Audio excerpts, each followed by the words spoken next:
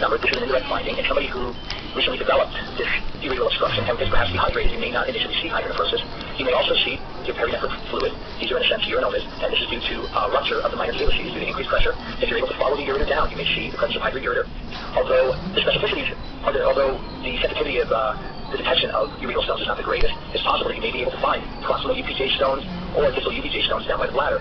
You can also look for urine jets due to hydronephrosis and debilitation of the collecting system. And you want to make sure that you can connect the minor into the major calyces into the pelvis so that you're not confusing multiple renal cysts for being hydronephrosis. Make sure that you can connect the tributaries, that they all connect. And remember, this can be due to either intrinsic or extrinsic ureteral obstruction. Here are the various grading schemes for hydronephrosis. Here's a patient with very mild hydronephrosis. You've got some dilatation of the pelvis here, but it does not extend into the minor calyces. Here you have one fullness in the renal pelvis. You're starting to see it branch into the minor calyces.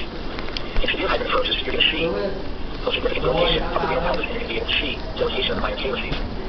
In chronic severe hydronephrosis, again, you're going to see marked dilatation of the renal pelvis, you're going to see dilatation of the minor calyces, and you're also going to see thinning of the renal parenchyma to less than 15 millimeters. Those are some examples of hydronephrosis. Here's a patient that has severe hydronephrosis. You can see minor calyces connecting into the major calyces, into the renal pelvis, and going down into the proximal ureter. So I know that these are not cysts because I can see how they all connect and that this is a dilated collecting system. Here's another patient that has severe hydronephrosis. You can see that all these areas connect, and you're going from the minor into the major calyces into the pelvis. But there's something else that should stick out to you here. Uncomplicated hydronephrosis, the fluid within the collecting system should be anechoic. If you look here, this fluid is echogenic. So this is more consistent with pyelonephrosis. It could also be blood, but this was a patient who had an obstruction for about 8 to 10 days and was down febrile to 103 degrees, and they were ultimately stented, and so this patient was found to have pyelonephrosis, but this is a good point. The collecting system should appear anechoic. If it's echogenic, then that's either blood within there or pure debris. Here's a patient with moderate hydronephrosis. You can see, here's the dilated renal pelvis. You can also see the minor calyces here, and they're all connecting and draining into the renal pelvis. You can also follow a little bit of the proximal ureter. And here, I can see evidence of the offending stone here. So this is a patient who had a proximal UPJ stone. And here's a patient that has mild hydronephrosis. You can see that there's some dilatation here of the pelvis, and it looks like it's extending into the proximal ureter. You're really not seeing any extension into the minor calyces here.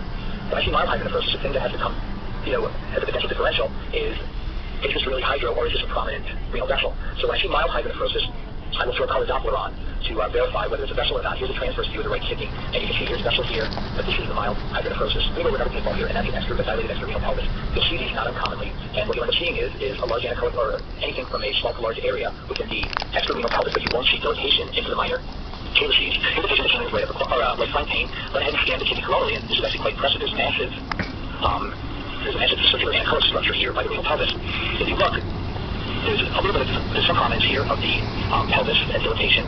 So this is actually quite impressive here. If we take a look at it in the transverse plane, you can see here's this very dilated extrarenal pelvis. Now, if this was all due to an obstruction, you would expect that the thinner major to minor calyces would also be affected, and that there would be significant dilatation here also. But it's only dilated here in the extrarenal pelvis region, and so this is a patient who did not have hydronephrosis. This patient had a dilated extrarenal pelvis that obviously is quite impressive when you look at it. These are two transverse views of the kidney on two separate patients. This patient on the right here has a dilated extrarenal pelvis here. You can see that there's dilatation here that's extrarenal, but you're not seeing any dilatation within the renal pelvis that extends into the major or minor calyces. And we can contrast this with somebody who does have hydronephrosis.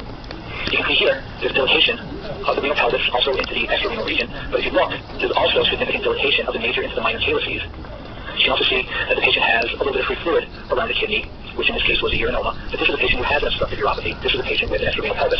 So you can clearly see there's dilatation and extension into the major and minor calyces. You don't see that with an extrarenal pelvis. Lastly, let's look at bladder volume. If you take a urothelial measurement of the bladder, you're going to be able to obtain a bladder volume, and all the machines will have calculation packages to do that. It's basically the plus and the minus sign. You're just taking urothelial measurements, and this can be used in assessing post-load residuals. If someone comes in with abdominal distension, you're concerned may have a dilated or may have a distended urinary bladder. This means putting a Foley in the patient, and it's relatively easy to do.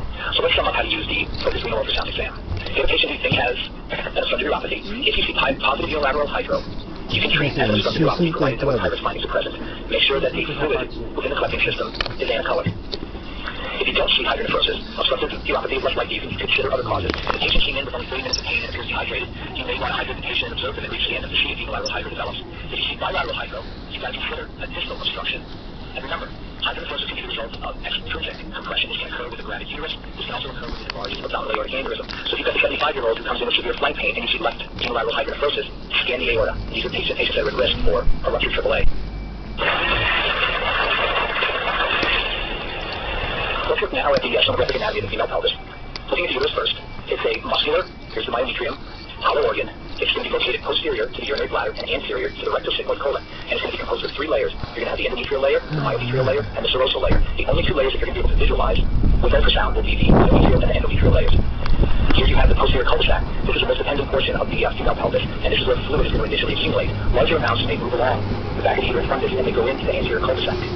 In some patients, depending on how they were positioned prior to the scan, you may only find fluid in the anterior cul-de-sac, so don't forget to look in this region when assessing these.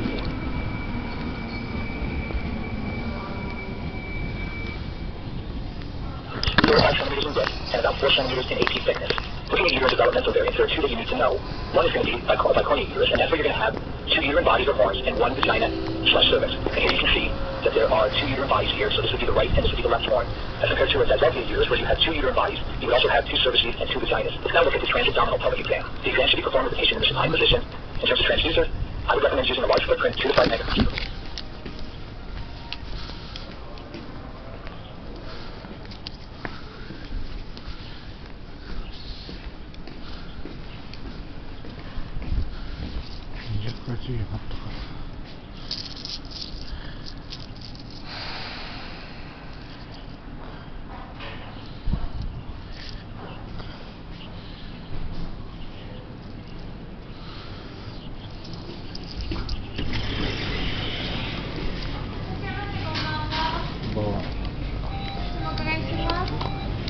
ゼロコーラ。はい。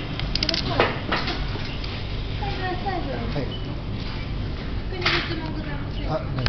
困りました。本来の店です。お会計100円でございます。外もから先日かかるんです。困りました。100円からいただきます。ご注文お待ちでございます。手にお手がお持ちくださいませ。